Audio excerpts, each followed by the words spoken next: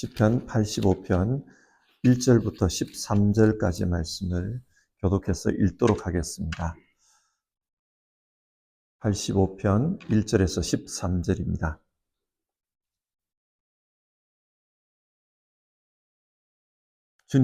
주님께서 주님의 땅에 은혜를 베푸시어 포로가 된 야곱 자손을 돌아오게 하셨습니다. 주님의 백성이 지은 죄악을 용서해 주시며 그 모든 죄를 덮어 주셨습니다. 주님의 노여움을 말끔히 거두어 주시며 주님의 맹렬한 진노를 거두어 주셨습니다. 우리를 구원해 주신 하나님, 우리에게 다시 돌아와 주십시오. 주님께서 우리에게 품으신 진노를 풀어 주십시오. 주님께서 우리에게 영원히 노하시며 대대로 노여움을 품고 계시렵니까? 주님의 백성이 주님을 기뻐하도록 우리를 되살려 주시지 않겠습니까? 주님의 한결같은 사랑을 보여주십시오. 우리에게 주님의 구원을 베풀어 주십시오. 하나님께서 무엇을 말씀하시든지 내가 듣겠습니다. 주님께서 우리에게 평화를 약속하실 것입니다. 주님께서는 주님의 성도들이 망령된 대로 돌아가지 않는다면 진정으로 평화를 주실 것입니다. 참으로 주님의 구원은 주님을 경외하는 사람에게 가까이 있으니 주님의 영광이 우리 땅에 깃들 것입니다. 사랑과 진실이 만나고 정의는 평화와 서로 입을 맞춥니다. 진실이 땅에서 돋아나고 정의는 하늘에서 굽어본다. 주님께서 좋은 것을 내려주시니 우리의 땅은 열매를 맺는다. 같이 읽겠습니다. 정의가 주님 앞에 앞서가며 주님께서 가실 길을 닦을 것이다. 아멘. 먼저 광고 한 가지를 전하고 설교를 하겠습니다. 내일 날씨가 독일이 굉장히 덥다 그래요. 베를린 지금 예보된 걸로 보면 베를린이 한 38도까지 올라간다고 합니다. 그래서 혹시 우리 어르신들 또 건강에 그런 염려가 있으신 분들은 내일은 집에서 예배하시기 바랍니다. 그래서 예배 장면을 찍어서 아마 12시 반, 1시 그쯤 되면 유튜브로 올려놓을 테니까 건강에 그런 무리를 안 하셨으면 좋겠습니다. 설교를 시작하겠습니다. 여러분은 어떤 삶을 사셨으면 좋겠습니까? 개인적으로 이런 질문을 해봤습니다. 어떤 삶을 살고 싶은가? 그러면서 곰곰이 생각해 보았어요. 모든 사람들은 자기가 살고 싶은 삶, 그것을 생각하면서 하나님 앞에 기도를 드립니다. 그래서 제가 하나님께 어떤 기도를 하고 있는가, 그 내용을 한번 돌아보았습니다. 그러면서 기도의 가장 많은 부분이 하나님, 이런 문제를 해결해 주십시오. 하나님, 이런 문제가 없게 해 주십시오. 그런 내용으로 기도한다는 것을 발견했습니다. 나 자신의 문제, 우리 또 성도님들의 문제, 우리 교회의 문제, 가정의 문제, 사회 공동체의 문제 등 현실적으로 마주하고 있는 그 문제에 대해서 기도하는 시간이 많다는 것을 알게 되었습니다. 여러분은 어떠신지 모르겠습니다만은 저의 경우는 그러했습니다. 문제를 해결해 주십시오. 문제가 없게 해 주십시오. 이것을 다르게 표현하면 샬롬의 삶을 살게 해 주십시오. 그렇게 기도하는 겁니다. 여러분, 샬롬이 무엇입니까?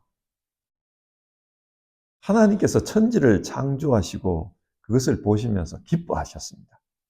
너무너무 좋았습니다. 성경은 그 하나님의 감정을 보시기에 좋았더라 라는 감탄사를 통해서 표현하고 있습니다. 어떤 문제도 없고 모든 것이 만족스러운 상태.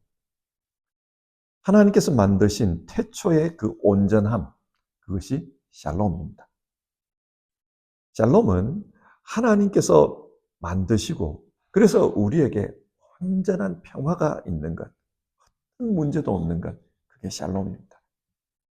그런데 아담의 타락 이후에 문제가 생겼습니다. 하나의 문제를 해결하고 나면 또 다른 하나의 문제가 생깁니다. 그러면서 사람은 끊임없이 문제와 싸우는 그런 상태가 되고 말았습니다. 문제 속에서 어려움을 겪고 때로는 아픔을 겪습니다. 고통스러운 순간들을 맞이하게 됩니다. 그래서 사람들은 하나님 앞에서 샬롬을 간구하면서 기도하는 겁니다. 내 삶에 문제가 없게 해주십시오. 오늘 읽은 이 시편은요, 문제를 만난 사람의 시입니다. 고난을 만났어요. 그래서 자신의 삶에 일어난 이 고난을 해결해 달라고 하나님께 간구하고 있는 내용입니다.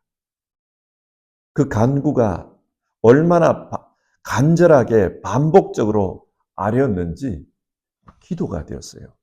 그리고 기도하는 가운데 그 기도는 노래로 바뀝니다. 그래서 온 회중들이 이 노래를 부르면서 성전에서 하나님, 우리 문제를 해결해 주십시오. 그렇게 노래하면서 기도하게 되었습니다. 오늘 이 시를 읽으면서 문제를 만나 하나님께 드리는 우리의 기도를 한번 돌아봤으면 좋겠습니다. 그리고 그렇게 기도하는 사람에게 하나님이 어떤 응답을 주실까? 그것도 한번 생각해 보았으면 좋겠습니다. 오늘 성경을 통해서 우리에게 주시는 은혜가 각자에게 있기를 바랍니다. 자, 그러면 성경 말씀을 같이 보겠습니다. 먼저 이 시편의 내용을 한번 구분해 봅시다. 이 시를 보면은 이 시인이 하나님을 부르는 그 인칭이 조금 달라요. 2인칭으로 부르는 부분도 있고 3인칭으로 부르는 부분도 있습니다. 1절에서 7절을 보면 하나님을 2인칭으로 부릅니다. 그러니까 하나님을 2인칭으로 부른다는 말은 하나님과 대화하고 있다는 말이에요. 그런데 8절부터 보면은 하나님에 대한 호칭이 3인칭으로 바뀝니다. 그래서 3인칭으로 바뀐다 이 말은요, 이게 하나님과의 대화보다는 어떤 경로를 통해서 하나님의 음성을 들은 겁니다. 그래서 오늘 내용을요, 1절에서 7절, 8절에서 13절 크게 두 단락으로 나누고 내용을 살펴볼게요. 먼저 1절에서 7절을 보면은 하나님 앞에 기도하는 내용인데 1절에서 3절을 보면요, 하나님께서 과거에 베풀어 주신 그 구원에 대해서 언급하면서 기도하고 있습니다. 1절인데요. 주님께서 주님의 땅에 은혜를 베푸시어 포로가 된 야곱 자손을 돌아오게 하셨습니다. 하나님께서 포로가 되었던 야곱 자손을 돌아오게 했습니다. 라고 이렇게 이야기를 합니다.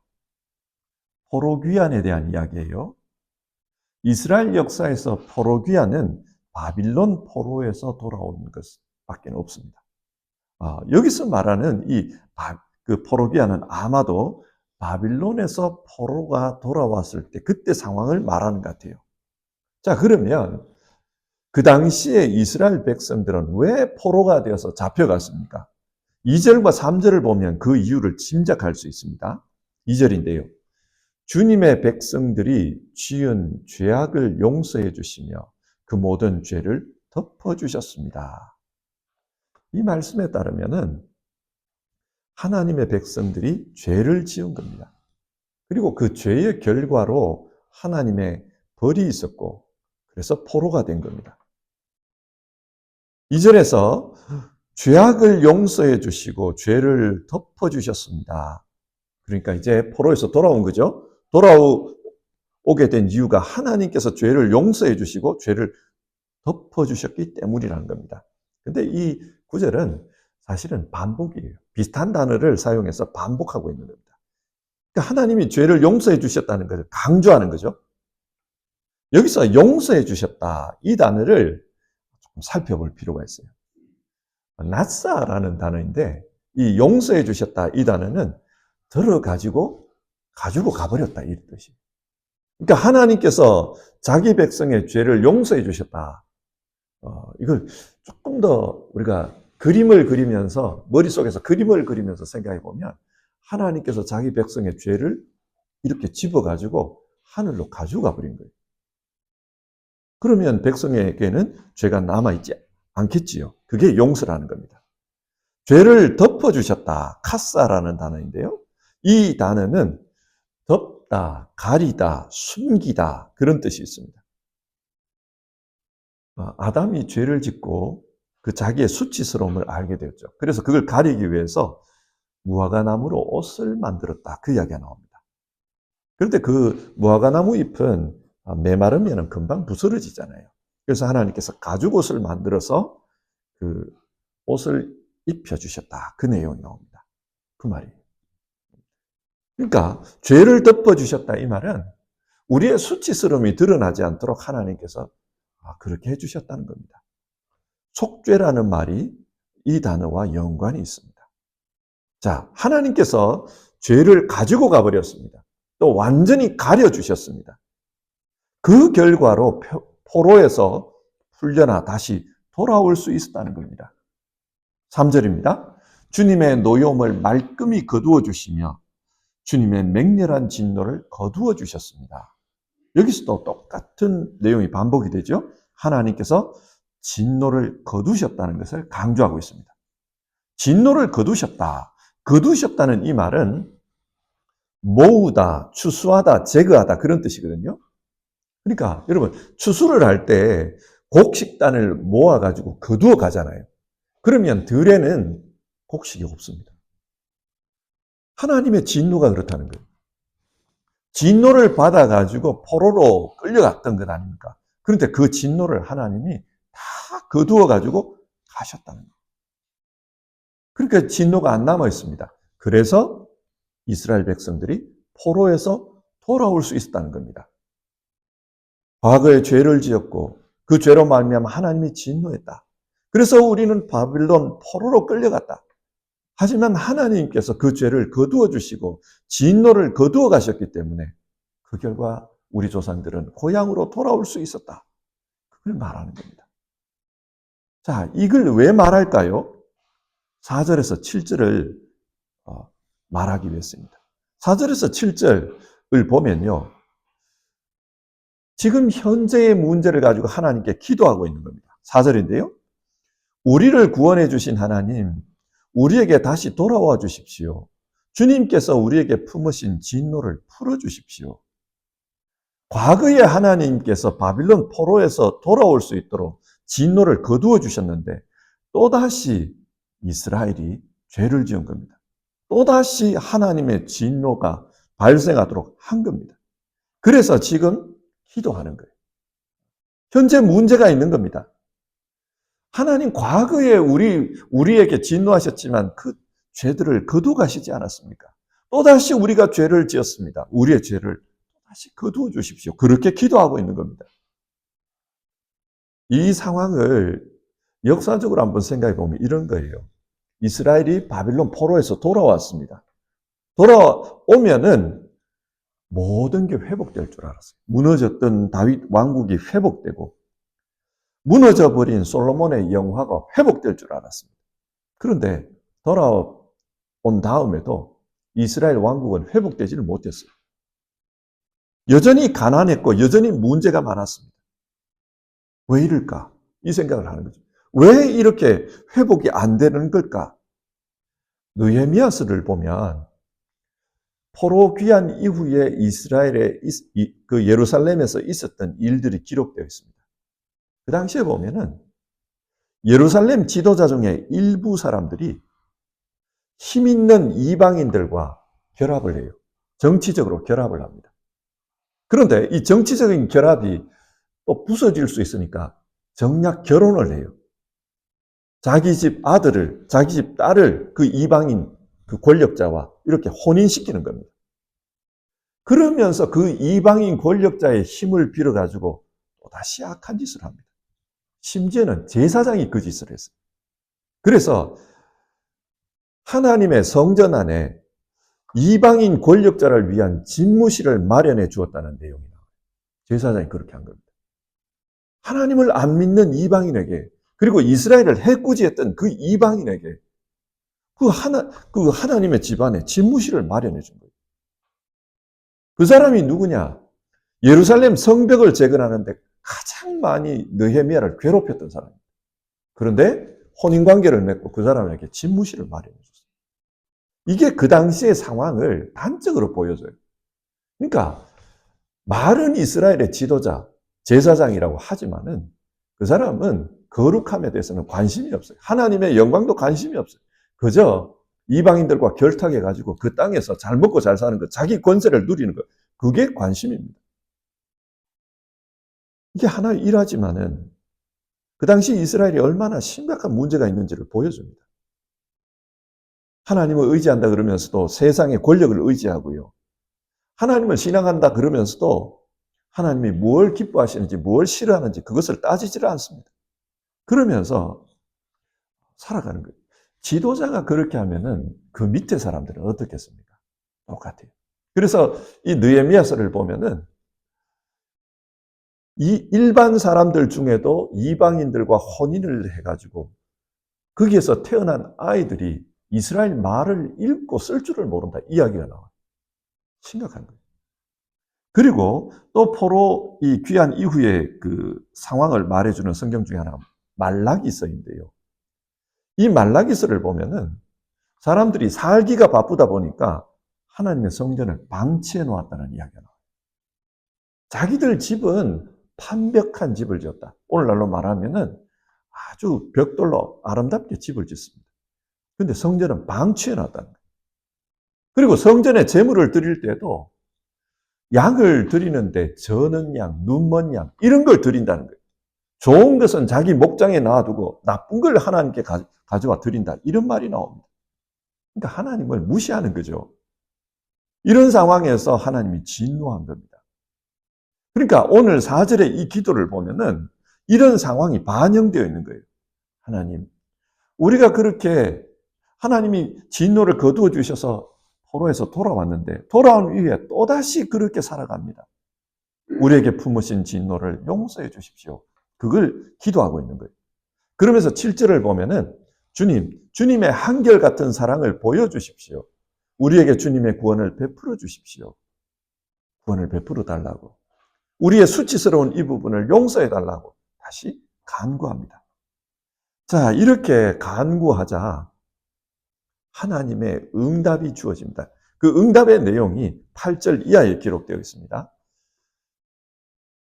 아마 하나님께서 주신 응답은 직접적으로 이렇게 주신 게 아니라 제사장을 통해서 간접적으로 주어진 것 같아요. 그래서 이 8절을 보면은 회중들이 말합니다. 제사장이 여호와의 말씀이다 그렇게 말했겠죠. 그러니까 회중들이 말하기를 하나님께서 무엇을 말씀하시든지 내가 듣겠습니다. 경청하겠다 그래요. 그러자 하나님께서 제사장이 주신 응답이 뭐냐? 8절에 간접적으로 나옵니다. 주님께서 우리에게 평화를 약속하실 것입니다. 제사장이 한 말이에요. 하나님께서 우리에게 평화를 주실 겁니다. 이 말이죠. 여기서 평화라는 이 말이 히브리어로 보면 샬롬입니다. 무슨 말입니까? 하나님께서 이스라엘을 창조한 그 상태, 원래의 상태로 돌려주겠다는 말입니다. 오늘날 자주 사용하는 용어로는 리셋이죠. 세팅을 다시 하는 것, 리셋 시키는 겁니다. 일그러져 버린 이스라엘의 역사를 다시 리셋 시키겠다. 그렇게 말씀해요. 그런데 여기에 조건이 있습니다. 어떤 조건이냐? 8절을 계속 보면 주님께서는 주님의 백성, 주님의 성도들이 망령된 대로 돌아가지 않는다면 진정으로 평화를 주실 것입니다. 다시는 망령된 대로 돌아가지 않아야 한다는 것입니다. 여기서 망령된 것이란 포로 귀환 이후에 이스라엘이 저질렀던 그런 죄악들을 의미합니다. 당시 사람들은 이렇게 하는 게 더 좋을 것 같아. 이게 현명한 거야. 그렇게 믿고 따라갔습니다. 그런 죄악, 그런 것을 다시는 반복해서는 안 된다는 거예요. 그러면 하나님께서 이스라엘에게 샬롬을 주겠다. 원래의 상태, 보시기에 좋았더라. 그 상태로 돌아가게 하겠다는 겁니다. 여러분 그렇지 않습니까? 사람이 회개를 합니다. 그래서 하나님이 회복을 시켜주셨습니다. 회복시켜주셨는데 또다시 옛 삶으로 돌아가 버리면 그러면 그 했던 회개는 그저 말잔치에 불과합니다. 말로는 하나님 잘못했습니다. 그렇게 했지만 삶은 변한 게 없어요. 그래서 하나님이 요구하시는 것은 참된 회개가 일어나야 된다. 삶이 돌이켜야 되는 거다. 그러면은 진정으로 샬롬이 회복될 거다. 그 이야기를 하는 거예요. 자, 이런 하나님의 응답을 받은 사람들의 고백이 9절에 나와요. 9절인데요. 참으로 주님의 구원은 주님을 경외하는 사람에게 가까이 있으니 주님의 영광이 우리 땅에 깃들 것입니다. 하나님을 경외하며 하나님의 샬롬을 소망하며 살겠습니다. 그렇게 다짐하는 내용입니다. 진짜로 회개하는 겁니다. 그러자 하나님의 이제 샬롬이 나타난 거예요. 샬롬이 나타나면 결과가 어떻게 되는가? 10절, 11절, 12절에 나옵니다. 10절을 보시면 사랑과 진실이 만나고 정의는 평화와 서로 입을 맞춘다. 사랑과 진리가 넘치는 세상이 된다는 겁니다. 정의와 평화가 실현되는 세상이 된다는 겁니다. 그리고 11절 진실이 땅에서 돋아나고 정의는 하늘에서 굽어본다. 진실이 땅에서 돋아난다. 이 말은 정말 진실된 마음으로 하나님을 섬기는 거예요. 사람들이 하나님을 진실되게 섬깁니다. 그러면 하나님이 하늘에서 응답하십니다. 정의가 하늘에서 굽어본다. 하나님의 의가 이 땅에 채워진다.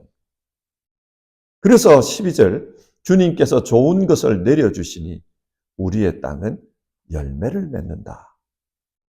이 땅에 다시 회복의 역사가 있어서 하나님의 풍요가 주어지고 창조 질서가 회복되고 그래서 이 땅에 정의가 회복된다. 그 말이에요. 13절 이 모든 일을 하나님께서 만들어 가신다. 그걸 선언합니다. 자, 오늘 이 시를 우리 현실에서 한번 생각해 보도록 합시다. 우리 역시도 살아가면서 많은 문제를 만납니다. 그리고 문제를 만나면 하나님께 기도합니다. 어떻게 기도해야 되는가? 오늘 성경은 우리에게 그걸 말해줘요. 문제를 만났을 때 어떻게 기도하는가? 먼저는 하나님께서 베풀어 주신 그 은혜, 과거의 은혜를 기억하면서 기도하라고 합니다. 우리 각자는 살아오면서 하나님이 베풀어 주신 은혜들이 있을 거예요. 개인적인 경험들이 있습니다.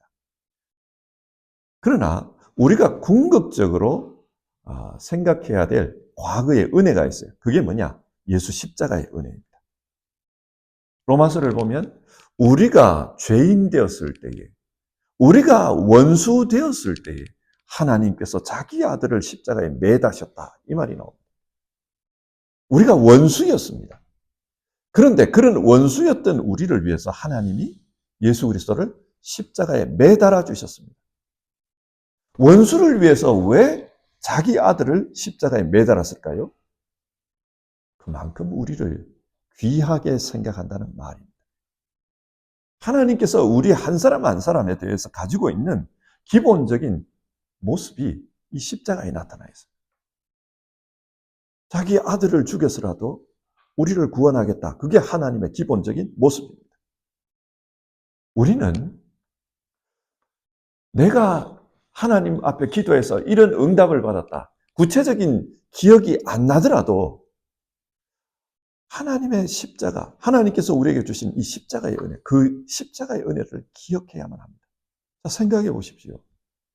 우리를 그렇게 귀하게 여겨서 자기 아들을 내어주신 분께서 우리가 망하는 것을 원할까요?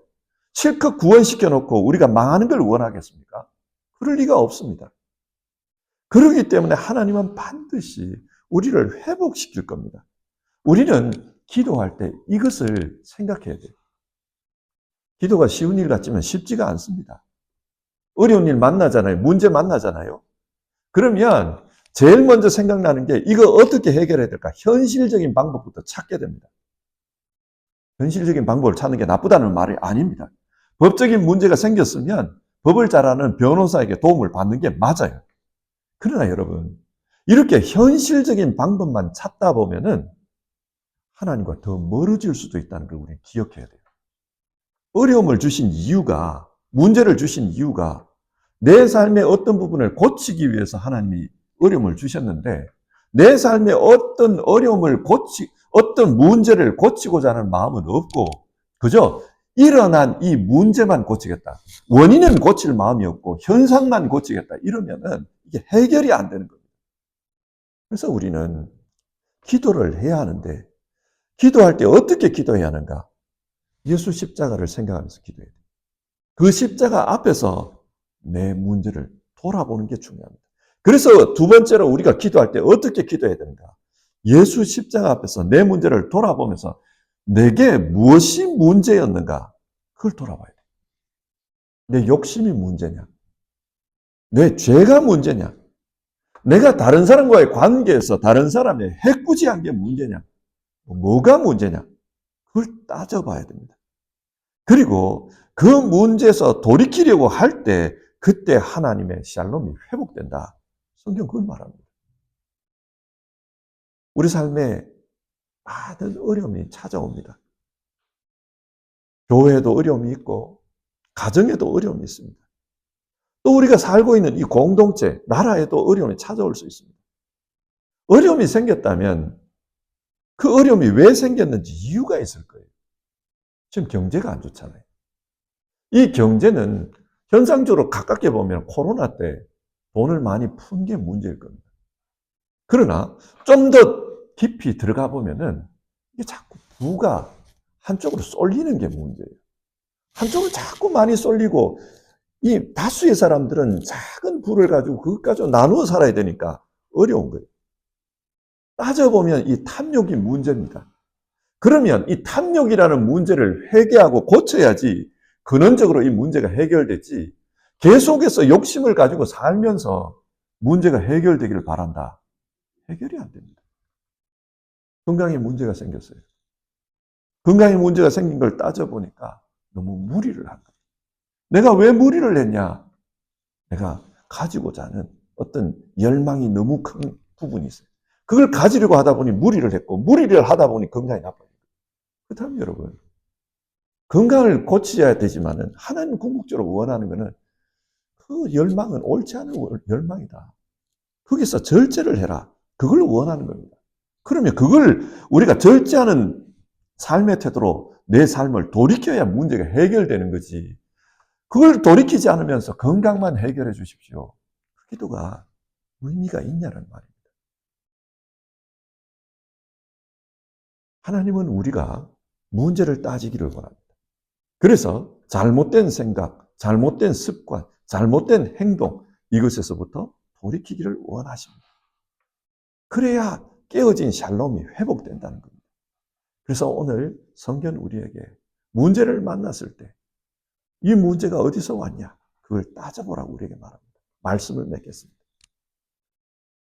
우리의 신앙은 하나님 앞에서 기도하는 것을 통해서 표현됩니다. 문제를 만났을 때 우리는 기도함으로 문제를 극복하는 것이 신앙인의 모습입니다. 기본적인 신앙인의 모습입니다. 그런데 어떻게 기도해야 하느냐? 그게 중요하다는 거예요. 그저 문제를 해결해 주십시오. 그렇게만 기도하지 말고 오늘 성경은 우리 자신을 돌아보면서 기도하라고 합니다. 기도할 힘이 나지 않거든 하나님께서 베풀어 주신 과거의 은혜를 생각해라. 그 은혜를 생각하면서 기도하고, 기도할 때는 예수 십자가 앞에서 돌아보면서, 자신을 돌아보면서 기도하라. 우리에게 그걸 말합니다. 자, 오늘 말씀을 따라서 우리가 기도했으면 좋겠고요. 한 달을 시작하는데 하나님, 이 한 달이 하나님의 샬롬이 우리에게 임하는 한 달이 되게 해주십시오. 그러기 위해서는 늘 기도할 때마다 예수 십자가 앞에서 내 자신을 돌아보면서 하나님의 뜻을 따라가기를 힘쓰게 해주십시오. 우리 그렇게 기도했으면 좋겠습니다. 찬송가